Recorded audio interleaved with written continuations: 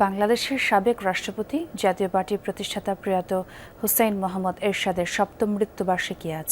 ভারতের কোচবিহারে 1930 সালের 1 ফেব্রুয়ারি জন্ম নেন হুসাইন মোহাম্মদ এরশাদ। 2019 সালের 14 জুলাই ঢাকার সম্মিলিত সামরিক হাসপাতালে মারা যান তিনি। পরে 16 জুলাই তাকে সমাহিত করা হয় রংপুর মহানগরীর পল্লী নিবাসে। এরশাদকে বাংলাদেশের উন্নয়ন অগ্রগতির ফাউন্ডার মনে করেন দলটির নেতাকর্মীরা। বর্তমান চেয়ারম্যানের দাবি, দলের এখানকার পরিচয় সংকট তৈরি করেছিল আওয়ামী লীগ। দলটির কো চেয়ারম্যান বলেন, এরশাদ শুধু রাজনীতিবিদ নন, তিনি ছিলেন একজন দার্শনিক। সবচেয়ে বড় সংস্কার কাজ উনি করেছিলেন উপজেলা পদ্ধতি প্রবর্তন করে।